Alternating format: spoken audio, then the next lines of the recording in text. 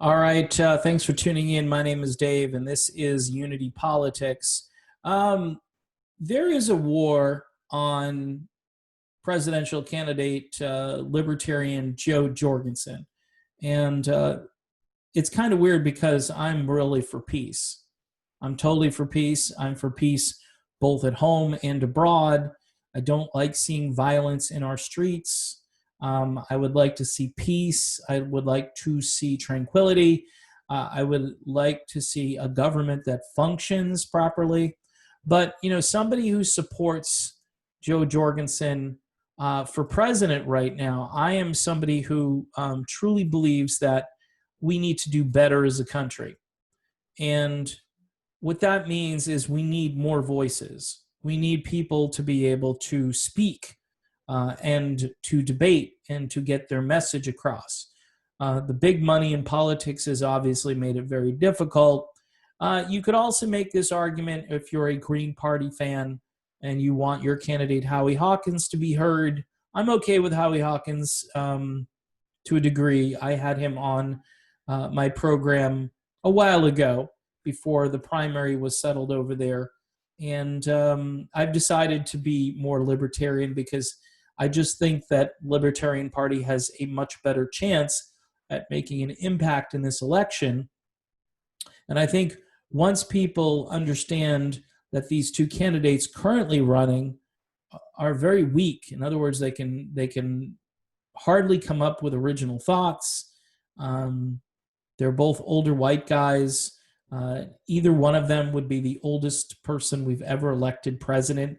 And, if it's Biden, too, you've really got to worry about cognitive issues.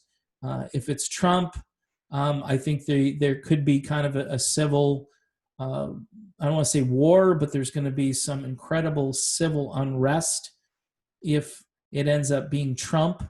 And yeah, these are things that you have to think about if you're a peace-loving American, if you're somebody that believes in civil liberties, but you also believe in the rule of law and all these different things kind of coming to a head this November. And why do I think there is a war on Joe Jorgensen's candidacy? Well, the media should be curious. If they're so anti-Trump and you could see what Biden is really all about, you could see that just from the standpoint of health and wellness and fitness to be president, you would think, okay, maybe we should start talking about Plan B. Plan B in this case would be Joe Jorgensen.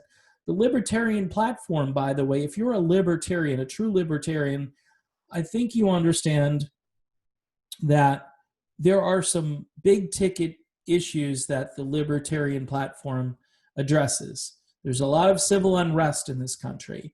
If you want sensible police reform without eliminating the police, without just turning police stations into a pile of rubble, which, by the way, they're planning to do down in Austin, Texas, which I think is completely outrageous.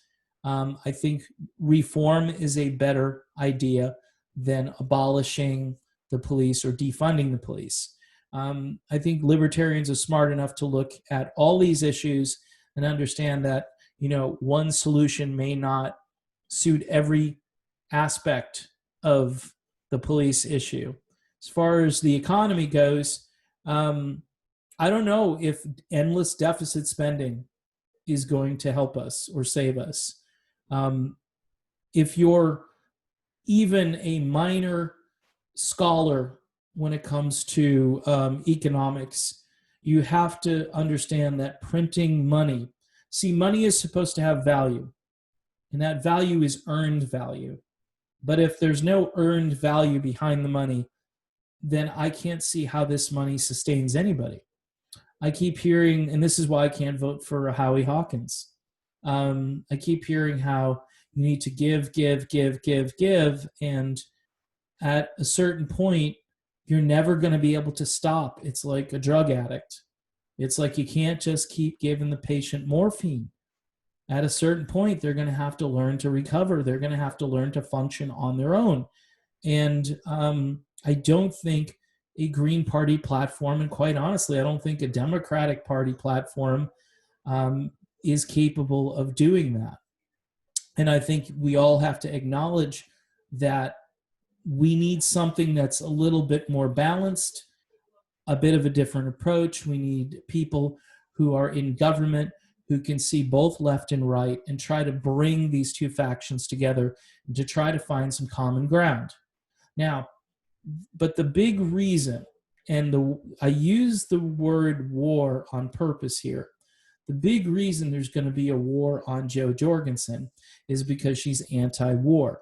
And we found out during the Democratic primary, we found out that the party that used to be fervently anti-war, even in the 1980s, has completely abandoned that position. And they're running a candidate that's actually more pro-war than Donald Trump. And I know that's hard for people to kind of wrap their brains around, but those are the big ticket issues that matter most when it comes to foreign policy. As Tulsi Gabbard said, foreign policy is domestic policy. And if you don't understand foreign policy, then you really don't understand domestic policy, and you're not going to fix a lot of our problems. For instance, I said all along, if you believe in climate change, but you believe in endless war, then you don't believe in climate change, or at least you don't believe in trying to fix the issue, because endless war perpetuates climate change in all parts of the world, and it's kind of out of our control, basically, because we're saying, well, look, we have to continue to fight these wars so we can provide sort of a crony capitalistic framework for those who benefit from these endless wars, whether it be large military contractors or all the cottage industries surrounding them, or to some degree the media that likes to continuously cover. I mean, we're having a domestic war right now. This is what a lot of people don't want to admit. We're having a domestic war between anarchists and people who want to save either just the status quo or to have some form of capitalism. It is kind of capitalism versus Marxism. This isn't socialism, because socialism is supposed to not be at the barrel of a gun. But I see people in the streets that look pretty violent, and believe me, I believe in the peace principle. Do no harm to others. Work through these issues. Talk to communities. Talk to cities. Talk to states. Talk to rural places. Talk to everybody. We can't do this anymore where we don't talk to one another. And I think a candidate like Jorgensen, who kind of is in the way, I won't say she's a centrist or she's in the middle, but she takes some elements from both sides and she finds a pretty good medium. Now, for those of you on the left, you probably will never be satisfied with a libertarian economic view on the world. You just won't be. And I've struggled with it too at times, but I've come to the realization that we need a level playing field, but we also need a playing field that is able to kind of launch people from places of disadvantage out of those places and into better places. And the government hasn't shown a really great track record. Look at the cities. Look at where all the angst and turmoil is. It's mostly in the cities. And there's a reason for that, because the cities are truly failed states. You hear that from Howie Hawkins, that the whole country is a failed. It isn't, Howie. Not the whole country is not a failed state. The failed states are mostly in very left-leaning precincts where they've had these policies for decades. And a guy like Hawkins is advocating for more of those policies to some degree, rather than recognizing that maybe we need to empower people rather than just give them, like another hit of morphine. So I think and we're doing it with the economy. We're doing it with pretty much every area of our lives right now. The other thing, if you don't buy lock, stock, and barrel to the narrative that the government is telling you about COVID-19, if you don't believe that narrative, lock, stock, and barrel, then you should be searching for a party that allows independent thinking on the topic independent research on the topic. And I think you really have to consider libertarians. The Greens are spouting what Joe Biden's campaign is spouting about it. Trump is kind of moving over into that category because he's being advised to kind of let go of his independent streak and to just go along to get along. We need somebody who's going to be thoughtful about it and who's going to take science into consideration, but who's also not going to listen to junk science all day long. Somebody who's kind of going to look at everything and come to a conclusion that the American people are going to make these decisions and not bureaucrats and not, overlords, people like Bill Gates. So there's definitely a war on information, and there's definitely a war on a contrary view other than the prevailing two-party narrative. I would say there's actually a war probably on a lot of Republican thought as well, just because there are a lot of Republicans that don't necessarily fit into this category that you need to think like me. And then the libertarians are like one step out of that sphere. So it's almost like, no. And then you've got a female nominee. Now, remember when there was rejoicing and celebrating in 2016 when the Democrats nominated Hillary Clinton, or Hillary Clinton got the benefits of a rigged primary and she became the nominee for the Democrats? Remember the rejoicing in the media? Why aren't there full-page stories about Jo Jorgensen's campaign? She could be the first woman president. She's definitely got an uphill battle, and I'm here to support her because right now I think what the country needs most is peace and prosperity, and looking inward and not looking outward at all these people that are supposed to save us. We need help in sort of clearing the deck and starting over to some degree, and again, sort of refocusing our priorities, not re-imaging the country in some sort of left-wing image of totalitarian state. That's not what we need. So the war will continue throughout this entire campaign. It'll be a silent war because nobody will know about it. And it'll be people like me who throws a little rock over the fence, see if anybody notices. And I think the media needs to pick up the mantle. I think a lot of these indie media types who lean left, I mean, you would get a lot of agenda items with a Jo Jorgensen, and you'd get somebody who's on the ballot in a lot of states, if not all the states, and somebody who legitimately could win the presidency. And again, you just never know what's going to happen in politics. I know it's a long shot, but you're going to see more and more libertarians running because their message is definitely one of peace and unity and prosperity. And those are the things we need most in the country right now. We don't need any more division, and we definitely need a different way than we've pursued now for decades. And other countries have multiple political parties and are able to have better choices. We definitely need some ranked choice voting out there, because I guarantee you, Jo Jorgensen would do amazing if there was ranked choice voting, because I think she'd be everybody's number two. Because if you're a Democrat, she'd be your number two. If you're a Republican, she'd be your number two. And then she'd be a number one for a lot of people.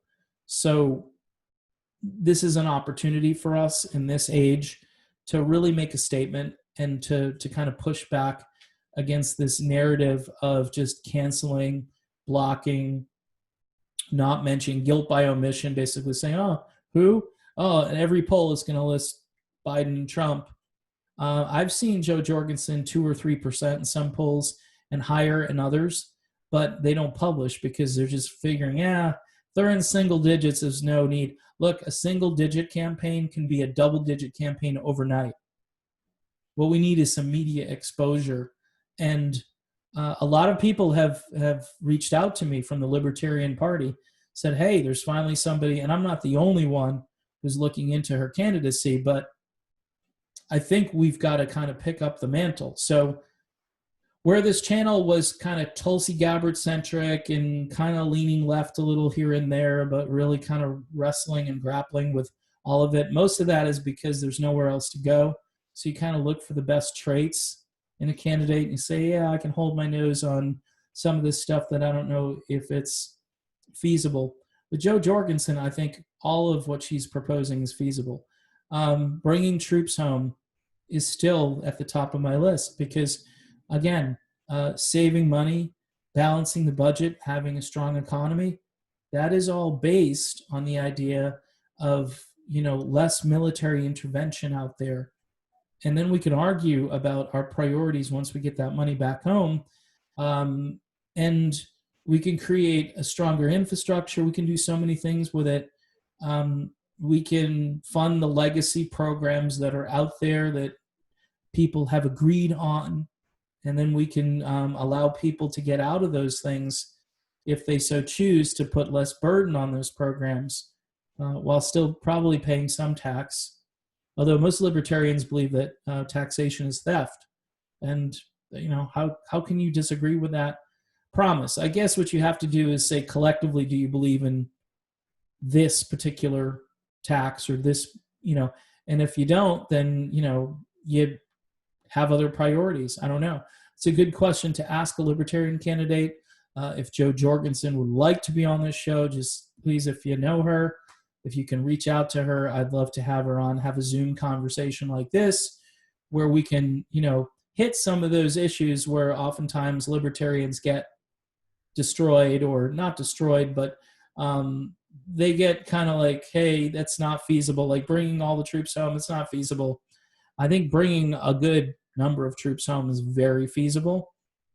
And there are other things that we could do within the realm of libertarian thought that would be fine. And same thing with the Green Party. There's a smaller subset, and then there's intersection between the two parties on a lot of things like civil liberties, all the spying that's going on, all of the tech monopolies, the free speech issues, even though I'm not sure the Greens really, because they always everybody talks about hate speech now. And to me, hate speech is, unfortunately for you folks who believe in hate speech is still free speech. You're free not to listen to it. You're free to turn it off. You're free to boycott and not buy products if it's a company or if it's an individual. You're free not to watch their broadcasts, but you're not free to shut them down. And I think this is what we're seeing now. And I think the libertarians, they're not going to stand for censorship. So that's very important to me. Whereas the Republicans are bending, the Democrats love censorship. And so that's my video on this topic. I do think there is a concerted effort, a war, if you will, on her campaign, and to some degree Howie Hawkins as well. But Howie Hawkins, to me, comes off as controlled opposition, because he definitely would be fine with a Biden presidency, because he thinks that he and his group of folks have kind of pushed Biden more to the left, and that's really what they want to do in this campaign. Whereas a libertarian, like I say, is different because they take from both sides. So we shall see how this turns out. But as for my little channel here, I will be talking more about Jo Jorgensen. All right, I'm done. Thanks for watching. See you soon.